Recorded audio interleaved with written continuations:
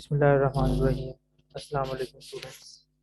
Chapter number 4 में cytoplasmic organelles हम पढ़ रहे थे और नेक्स्ट ऑर्गेनेली जो हम पढ़ेंगे द मेन ऑर्गेनेली जो कि सेल का ब्रेन कहलाता है, सेल का मेन मैसेजिंग सेंटर है, उसे हम न्यूक्लियस कहते हैं, जो सेल की तमाम तर एक्टिविटी को सेल की तमाम तर पोटेंशियल एक्टिविटीज़ को कंट्रोल करता है। न्यूक्लियस ये सेल के ब्रेन के तौर पे काम करता है।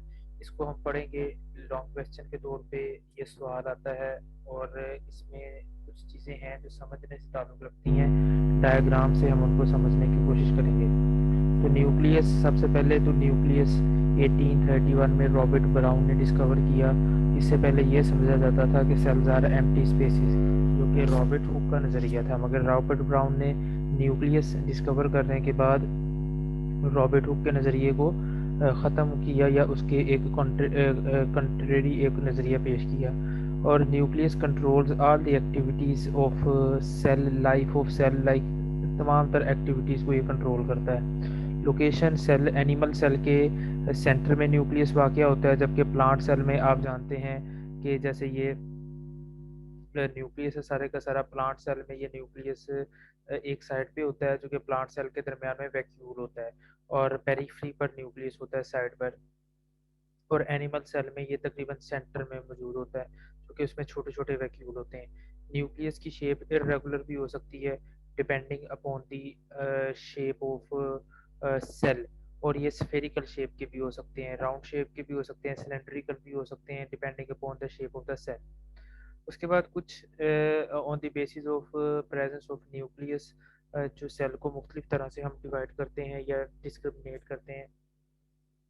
सबसे पहले मोनोन्यूक्लिएट। मोनोन्यूक्लिएट ऐसे सेल्स हैं जिनके अंदर एक न्यूक्लियस होता है, जैसा कि एनिमल सेल या आप कह लें प्लांट सेल, जो एक न्यूक्लियस जिनमें मेनली मौजूद होता है। उसके बाद बाई न्यूक्लिएट ऐसे न्यूक्लियस हैं जिनके अंदर दो न्यूक्लियस होते हैं, ऐसे सेल्स जिनमें दो न्यूक्लियस होते हैं। इसकी एग्जांपल आ जाती है पैरामीशियम। पैरामीशियम में दो न्यूक्लियस होते हैं, एक को माइक्रो न्यूक्लियाई कहते हैं और दूसरे को मैक्रो न्यूक्लियाई कहते हैं। इसके बाद मल्टी न्यूक्लिएट ऐसे सेल जिनमें एक से बल्कि दो से ज़्यादा न्यूक्लियस होते हैं, उन्हें मल्टी न्यूक्लिएट कहते हैं। इसकी एग्जांपल आती है skeletal muscle cell. Skeletal muscles के या स्केलेटल मसल फाइबर कहा जाता है स्केलेटल मसल सेल को। तो स्केलेटल मसल्स के जो सेल में एक से ज़्यादा न्यूक्लियस बल्कि दो से ज़्यादा न्यूक्लियस होते हैं, they are categorised as multinucleate. उसके बाद न्यूक्लियोप्लाज्म, जैसे आपने पढ़ा है कि सेल के अंदर साइटोप्लाज्म होता है, और इसी तरीके से एक न्यूक्लियस के अंदर जो सारे का सारा मटेरियल है उसे न्यूक्लियोप्लाज्म कहते हैं। उस न्यूक्लियोप्लाज्म में आयंस हैं, साल्ट्स हैं, इंजाइम्स हैं, उस न्यूक्लियोप्लाज्म के अंदर न्यूक्लियोलस मौजूद है, तो इसे आप नाम देंगे न्यूक्लियोप्लाज्म। और इसी न्यूक्लियोप्लाज्म के अंदर क्रोमोसोम मौजूद हैं, डीएनए मौजूद है, और इसी न्यूक्लियोप्लाज्म के अंदर आप देखते हैं कि तमाम तर सेल के मटेरियल मौजूद होता है, जिसे क्रोमोसोम या क्रोमाटिन मटेरियल का नाम दिया जाता है। ये मतलब न्यूक्लियस के अंदर ये सारे का सारा मटेरियल जो है वो न्यूक्लियोलस है, इसमें क्रोमाटिन मटेरियल है, डीएनए आरएनए वगैरह मौजूद होते हैं। न्यूक्लियस, और न्यूक्लियस की ये एक खूबी है कि ये उसी वक्त विजिबल होगा जब सेल नॉन डिवाइडिंग स्टेज में होगा। जब सेल डिवाइड कर रहा होता है, यानी ये माइटोसिस से गुजर रहा होता है या मियोसिस से गुजर रहा होता है, उस वक्त सेल का न्यूक्लियस डिसअपीयर हो जाता है। आपने माइटोसिस के फेजेस पढ़ी होंगी और उसमें आपने प्रोफेज की बात की है। प्रोफेज में आप कहते हैं कि न्यूक्लियर मेम्ब्रेन डिसऑर्गेनाइज हो जाती है, यानी न्यूक्लियस का स्ट्रक्चर ख़त्म हो जाता है। और जब सेल डिवाइड कर रहा होता है, जब सेल नॉन डिवाइडिंग स्टेज में होता है, उस वक्त सेल का न्यूक्लियस विजिबल होता है, और उसी वक्त सेल के अंदर तमाम तर जो स्ट्रक्चर्स हैं वो विजिबल हो सकते हैं। It contains chromatin network and soluble SAP called nucleoplasm. अब इसके अंदर क्रोमाटिन मटेरियल मौजूद होता है जो कि क्रोमोसोम से ही बना हुआ है, यानी जैसे क्रोमोसोम है इसी तरीके से क्रोमाटिन मटेरियल होता है। क्रोमोसोम एंड क्रोमाटिन में फ़र्क क्या है? क्रोमोसोम और क्रोमाटिन में ये फ़र्क होता है कि जब सेल नॉन डिवाइडिंग फेज में होता है उस वक्त जो मटेरियल है उसको क्रोमाटिन कहते हैं। जब सेल डिवाइड होता है तो वही क्रोमाटिन मटेरियल अरेंज हो जाता है क्रोमोसोम की फॉर्म में। यानी chromosome and chromatin both are same things. फर्क क्या है कि क्रोमाटिन एक बिखरा हुआ मटेरियल है उस वक्त जब सेल नॉन डिवाइडिंग स्टेज में है, और क्रोमोसोम एक कंपैक्ट फॉर्म में एक कह लें कि एक प्रॉपर शेप में जैसे शेप होती है। मसलन अगर आप देखते हैं सेल जब डिवाइड नहीं हो रहा होता, नॉन डिवाइडिंग स्टेज में है, तो ये सपोजली न्यूक्लियस है। इसके अंदर ये यहाँ पे सारे का सारा बिखरा हुआ ये जो मटेरियल है, ये बिखरा हुआ यहाँ पे मटेरियल होगा, इसको आप नाम देंगे क्रोमाटिन। ये डीएनए प्रोटीन वगैरह से मिलके बना है। जब सेल डिवाइडिंग स्टेज में आता है, जब सेल ने डिवाइड होना है, तो यही क्रोमाटिन मटेरियल अरेंज कर लेता है अपने आप को। कैसे? इस फॉर्म में अपने आप को ऐसे अरेंज कर लेगा जिसे कि आप क्रोमोसोम कहते हैं, तो ये क्रोमोसोम कहला लेगा।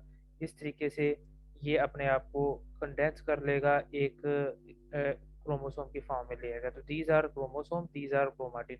जब नॉन डिवाइडिंग है तो क्रोमाटिन, जब डिवाइडिंग है तो क्रोमोसोम बन जाता है। यही फर्क है क्रोमाटिन और क्रोमोसोम में। तो जब सेल नॉन डिवाइडिंग स्टेज में होता है उसमें क्रोमाटिन मौजूद है, इसके अंदर सोलूबल सैप, जैसे साइटोप्लाज्म की तरह का सैप है। सैप कहते हैं फ्लूइड मटेरियल है जिसके अंदर एंजाइम्स आयंस वगैरह मौजूद हैं, उसको नाम देते हैं न्यूक्लियोप्लाज्म, जैसे साइटोप्लाज्म का नाम दिया था। In dividing cells nucleus disappear, dividing cell में न्यूक्लियस डिसअपियर हो जाता है, and chromatin material is replaced by the chromosome. और सेल जब डिवाइड करता है तो क्रोमाटिन मटेरियल की जगह क्या आ जाता है? क्रोमोसोम। ये क्रोमाटिन मटेरियल की जगह क्रोमोसोम आ जाएंगे जब सेल ने डिवाइड करना है। The hereditary material, it is in the form of chromosome which controls all the activities of the cell। और जो मटेरियल आगे मूव करता है नेक्स्ट जनरेशन में जाता है वो क्रोमोसोम। आप जानते हैं कि यहाँ से फिर ये सेल ने डिवाइड करना है, दोनों सेल के अंदर एक एक क्रोमोसोम आ जाना है। ये सेल ने डिवाइड किया तो ये अगले सेल में जब क्रोमोसोम गया तो एक एक सेल में आ गया क्रोमोसोम, और दूसरा दूसरे सेल में आ गया। तो ये क्रोमोसोम इस तरीके से आगे जो है वो हेरिटेटी करते हैं, मूव करते हैं। जब सेल डिवाइड होने के बाद आगे चले जाएगा अंदर, फिर नेक्स्ट जाने के बाद ये क्रोमोसोम फिर ओपन हो जाएगा, इस फॉर्म में आ जाएगा। और इसके अंदर क्रोमोसोम के अंदर क्या चीज़ मौजूद है? इसमें मेनली डीएनए मौजूद होता है, प्रोटीन्स मौजूद होती हैं, और कुछ आरएनए वगैरह भी इसके अंदर मौजूद होता है जो डीएनए से ही बनता है by the process of transcription. तो ये इसमें चीज़ें आप पढ़ते हैं न्यूक्लियोप्लाज्म और क्रोमाटिन और क्रोमोसोम में। स्टूडेंट्स को डिफरेंस नहीं पता चल रहा होता, तो ये आपके सामने बयान किया कि दोनों एक ही चीज़ है, एक ही कंपोजिशन है, मगर फ़र्क सिर्फ उनकी अरेंजमेंट का है।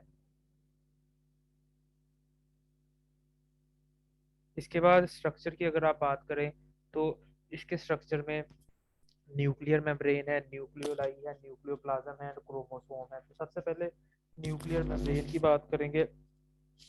सेल की ये मेम्ब्रेन है, ये सेल की मेम्ब्रेन है, सॉरी न्यूक्लियस की मेम्ब्रेन है, जिसे न्यूक्लियोप्लाज्म या न्यूक्लियर मेम्ब्रेन या न्यूक्लियर इनवेलप का नाम दिया जाता है। ये भी डबल मेम्ब्रेन है। ये आप देख सकते हैं, ये न्यूक्लियस की ये जो मेम्ब्रेन है, this is the nuclear membrane. अब आपको इन न्यूक्लियर मेम्ब्रेन के अंदर ये सुराख नजर आएंगे, ये पोर्स हैं। ये आपको यहाँ पे छोटे छोटे सुराख नजर आ रहे हैं, जैसे ये है, ये पोर्स हैं।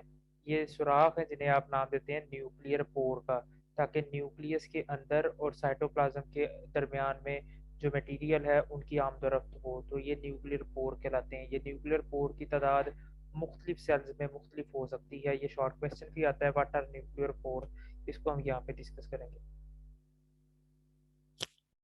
तो ये न्यूक्लियर मेम्ब्रेन की पहले बात कर लें कि न्यूक्लियर मेम्ब्रेन इसमें डबल मेम्ब्रेन स्ट्रक्चर है। क्लोरोप्लास्ट और उसकी माइटोकॉन्ड्रिया की तरह ये भी एक डबल मेम्ब्रेनस ऑर्गेनेली है। Nucleus is surrounded by the nuclear membrane which separate the nuclear material from the cytoplasm. The nuclear membrane is composed of two membrane. Outer membrane is at places continuous with the endoplasmic reticulum, while the inner membrane encloses the nuclear content। इसको जरा देखें कि जो outer membrane है, ये जो inner membrane है, inner membrane सारी की सारी न्यूक्लियर कंटेंट को सर्कल किए हुए है। बाकी ये जो आउटर मेम्ब्रेन है, इसके आउटर मेम्ब्रेन के साथ यहाँ पे एंडोप्लाज्मिक रेटिकुलम होंगे, तो ये इन कंटेक्ट करती है एंडोप्लाज्मिक रेटिकुलम के साथ। तो आउटर मेम्ब्रेन एंडोप्लाज्मिक रेटिकुलम के साथ जुड़ी हुई है, और इनर मेम्ब्रेन ने सर्कल किया हुआ है सारे के सारे सेल के अंदर मौजूद न्यूक्लियोप्लाज्म को, न्यूक्लियस के अंदर जो मटेरियल मौजूद है न्यूक्लियोप्लाज्म को।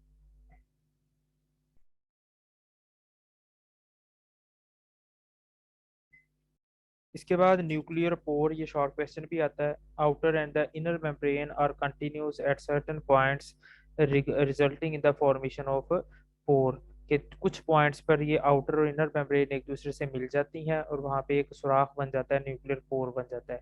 न्यूक्लियर पोर का क्या फायदा है? It allow the exchange of material between the nucleus and cytoplasm. इसकी एग्जाम्पल यहाँ पे दी गई है। मसलन एक एग सेल के अंदर जो फीमेल एग है, अभी ये अनडिफरेंशिएटेड सेल है क्योंकि इसके अंदर स्ट्रक्चर्स वगैरह नहीं बने अभी इसके, इस सेल ने कोई फर्दर आगे स्ट्रक्चर की शेप में नहीं आया, इसके अंदर ऑर्गेनेलिज वगैरह प्रॉपर डेवलप नहीं हुए, तो ये एक अनडिफरेंशिएटेड सेल है। इसके अंदर 30,000 पर न्यूक्लियस न्यूक्लियर पोर होंगे। इसी तरीके से एक कंप्लीट जो डेवलप्ड सेल है जैसे एरिथ्रोसाइट्स है, ये एरिथ्रोसाइट है, एरिथ्रो आएगा, ये एरिथ्रोसाइट है, आरबीसीज रेड ब्लड सेल जिसे कहते हैं। इसके एक सेल के अंदर 3 से 4 न्यूक्लियस पर सेल होते हैं। ये आरबीसीज के 3 से 4 न्यूक्लियस होते हैं। वैसे आरबीसीज में हम कहते हैं जब आरबीसीज बन जाता है, बनने के बाद वो जब ब्लड सर्कुलेशन में आता है उसमें न्यूक्लियस खत्म हो जाता है, उसमें न्यूक्लियस नहीं होता। ये वो रिथ्रोसाइट है अभी जो सर्कुलेशन में नहीं आया, अभी भी जो बन चुका है मगर सर्कुलेशन में नहीं आया, अभी वो मैच्योर नहीं हुआ है मुकम्मल तौर पे, उसमें 3 से 4 पोर पर न्यूक्लियस होते हैं। इसके बाद न्यूक्लियोलस, ये भी शॉर्ट क्वेश्चन आता है। न्यूक्लियस के अंदर एक या एक से ज्यादा डार्कली स्टेन्ड स्ट्रक्चर होते हैं, उन्हें नाम दिया जाता है न्यूक्लियोलस। अगर आप न्यूक्लियोलस को देखें एलेबोरेट करके पढ़ा करके, तो न्यूक्लियोलस में आपको दो तरह की चीजें नजर आती हैं। एक इसकी साइडों पे मौजूद ये ग्रेन्युलर एरिया, और दूसरा इसके ये दरमियान में मौजूद फिब्रल एरिया। तो आउटर या पेरिफेरल ग्रेन्युलर एरिया और सेंट्रल फिब्रल एरिया, इसको ही देखेंगे। Nucleolus, it is the darkly stained body within the nucleus. ये डार्कली स्टेन्ड है, बिल्कुल डार्कली स्टेन्ड है, यानी बिल्कुल डार्क कलर का होता है with in the nucleus without any membranes, और इसके गिर्द कोई मेम्ब्रेन बाकायदा मौजूद नहीं होती है, विदाउट एनी मेम्ब्रेनस है। देयर मे बी वन और मोर न्यूक्लियल इन द सेल, एक या एक से ज्यादा भी हो सकते हैं। इसका फंक्शन क्या है? न्यूक्लियोलस वो जगह है जहाँ पे राइबोसोमल आरएनए बनते हैं। The ribosomal RNA is synthesised and stored in the nucleolus. अब न्यूक्लियोलस का स्ट्रक्चर को अगर आप देखें कि, और न्यूक्लियोलस को हम फैक्ट्री ऑफ राइबोसोम कहते हैं क्योंकि यहाँ पे राइबोसोम बनते हैं। अगर इसके स्ट्रक्चर को देखें तो दो रीजन है, पेरिफेरल ग्रैन्युलर एरिया, ये साइडों पे मौजूद ग्रैन्युलर एरिया, और दरमियान में fibrillar area. Peripheral granular area composed of precursor of ribosomal subunit, यानी इन चीज़ों पर मुश्तमिल होते हैं जो कि प्रीकर्सर है राइबोसोमल सब यूनिट के। प्रीकर्सर से मतलब है ऐसी चीज़ें जिनसे कोई चीज़ आगे जाके बनती है, ऐसे कंपाउंड है जिनसे आगे जाके राइबोसोमल आरएनए या राइबोसोम से मिलके बनना है, उन पर ये मुश्तमिल होता है। तो सेंटर के अंदर फिब्रल एरिया फाइबर से मौजूद है जिसमें मौजूद होते हैं आरएनए एंड आर डीएनए, ये राइबोसोमल डीएनए है। ऐसे डीएनए है जिन्होंने रेप्लिकेशन, जिन्होंने ट्रांसक्रिप्शन के बाद राइबोसोमल आरएनए बनाने हैं। It is nucleolus where ribosome are assembled and are then exported to the cytoplasm, के न्यूक्लियोलस में राइबोसोम बनते हैं और फिर ये साइटोप्लाज्म में भेजे जाते हैं वाया द न्यूक्लियर पोर के जरिए।